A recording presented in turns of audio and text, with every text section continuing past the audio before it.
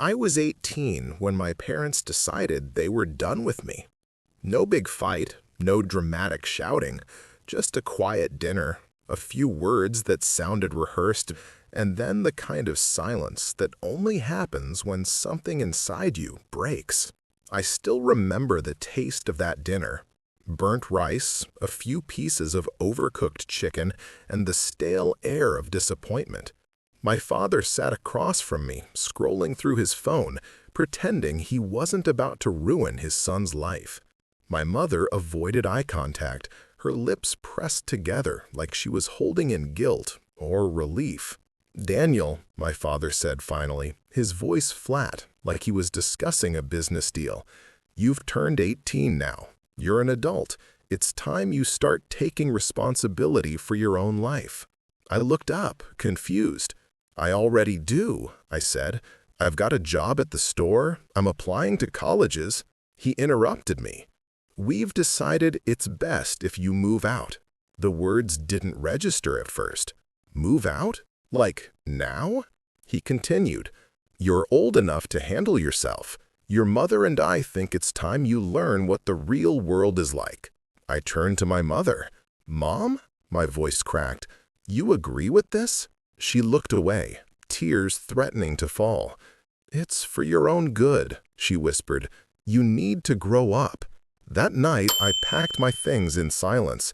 No one helped me. I didn't even know where I was going. Just stuffed my clothes, my books, and a few photos into an old duffel bag. When I closed the door behind me, I waited, half expecting my mother to stop me, to say this was just a lesson, a scare tactic. But she didn't. Neither of them did. They locked the door. That was the night I stopped being their son. For the first few weeks, I slept on friends' couches. I told them my parents had downsized and there wasn't room for me anymore. The lie hurt less than the truth. But soon, the couches ran out, and so did people's kindness. I ended up working double shifts at a convenience store just to afford a room in a run-down boarding house that smelled like cigarettes and regret. It was rough, but it was also the beginning of something. When you're forced to start from zero, you see people differently. I stopped expecting anyone to help me. I stopped expecting life to be fair. And somewhere in the middle of all that bitterness, I found clarity. I promised myself one thing. I'd never be powerless again. Not emotionally, not financially, not ever. I started small. I saved every spare dollar I could, lived cheap, took night classes, and eventually got into a local college on scholarship.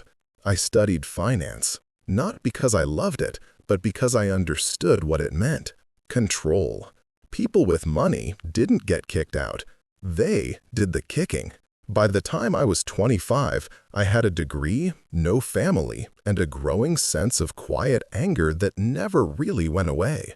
I poured it all into work. First, a junior analyst job, then promotions, then investments. I studied markets like a language. I learned how people made mistakes and how to profit from them. Meanwhile, my parents faded into the background of my life. I didn't visit, I didn't call. They didn't either. Sometimes I'd hear through distant relatives that they'd sold their old car, or that my dad's business wasn't doing so well. Each update was like a cold breeze. I felt it, but I didn't care. They had chosen to erase me. I simply respected their decision. Years passed. I built a quiet, comfortable life. Not extravagant, just clean, minimal, efficient. Every piece of furniture, every item had a purpose. I liked control. I liked order. But one night, as I was browsing through real estate listings, something caught my eye. It was the house. The same one they'd kicked me out of 20 years ago. It was smaller than I remembered. Faded paint, cracked driveway, sagging fence. The price was lower than it should have been, a sign of desperation. And when I checked the ownership records, my heart gave a slow, measured beat. It was still in my father's name. I don't know why I smiled then. Maybe it was irony, maybe fate, or maybe revenge just has a way of finding its moment. I didn't buy it right away. I took my time, watched the market, made sure everything lined up. A few weeks later, the house went into pre-foreclosure. My father had defaulted on his mortgage. Perfect. Through a holding company, I bought the property. Clean, discreet, professional. They never even knew my name was behind it. The paperwork went through smoothly, and within a month, the house legally belonged to me. The same house that had once rejected me was now mine. A few days later, I drove there for the first time in 2 decades. The neighborhood felt smaller, older.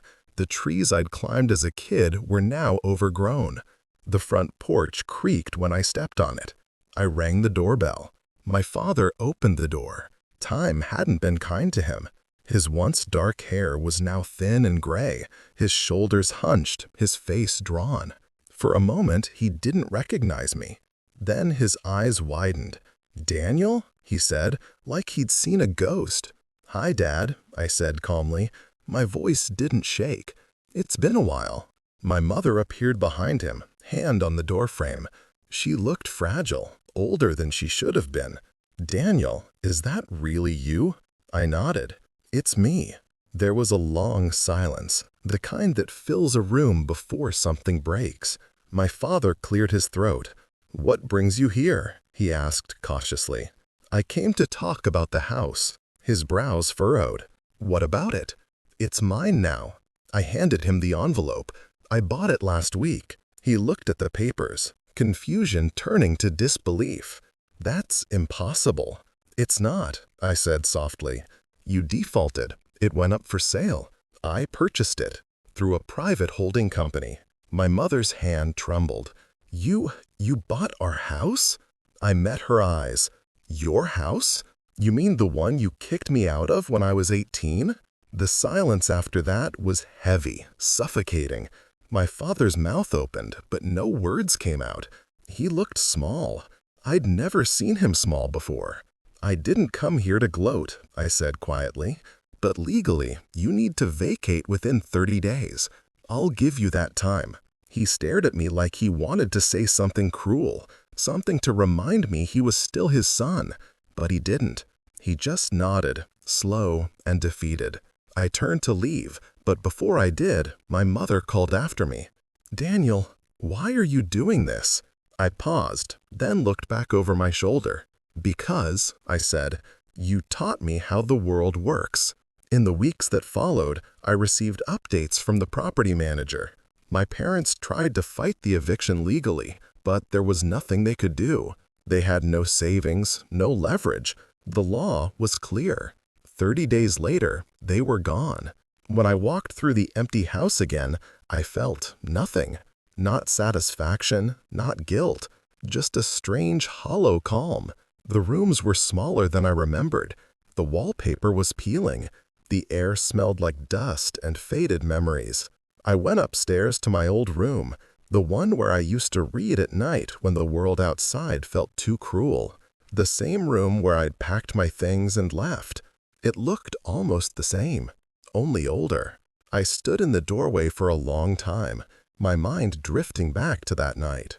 I remembered the weight of the duffel bag on my shoulder, the sting of cold air when I stepped outside, the quiet echo of the door locking behind me. Now, 20 years later, the sound of my own footsteps echoed through that same hallway. I had become the silence they once left me in. For months, I rented the house out. It was just another property in my portfolio. Numbers, income, equity. But something about it bothered me. I avoided driving past it, avoided thinking about it. Until one evening, my property manager called. "Mr. Cole," he said, "the tenants are moving out. Would you like us to relist the property?" I hesitated, then said, "No, leave it vacant for a while." That weekend, I drove there again, alone. The sun was setting when I pulled into the driveway. I walked through the rooms slowly, touching the walls, feeling the weight of time pressing against them. In the living room, I found something I hadn't noticed before, a loose floorboard near the wall.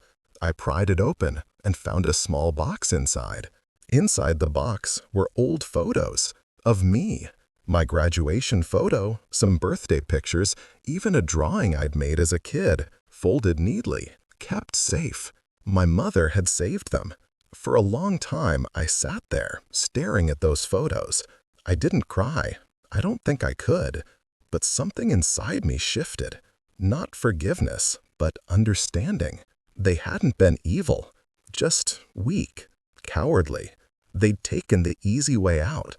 And maybe that's what I hated most.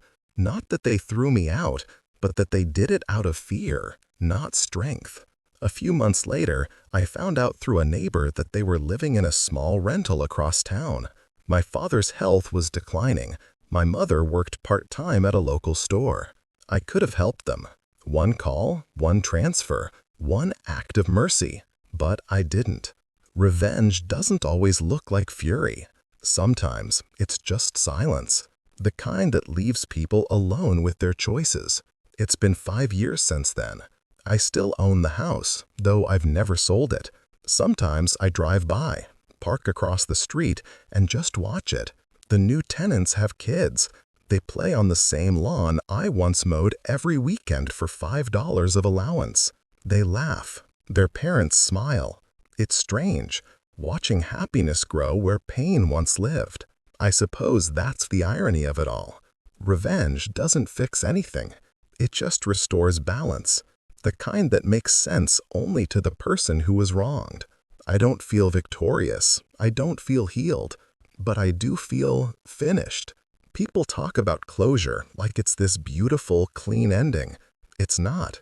It's just a moment when you stop caring, when the past loses its grip, and you finally see that justice and peace aren't the same thing. Sometimes justice is cold. Sometimes it's quiet. And sometimes it's just a man standing in front of the house that once cast him out, watching the lights turn on again, not with bitterness, but with the calm understanding that the cycle has finally closed. I still remember that night, the night they kicked me out, the way the door shut, the way my heart sank. But now, when I think about it,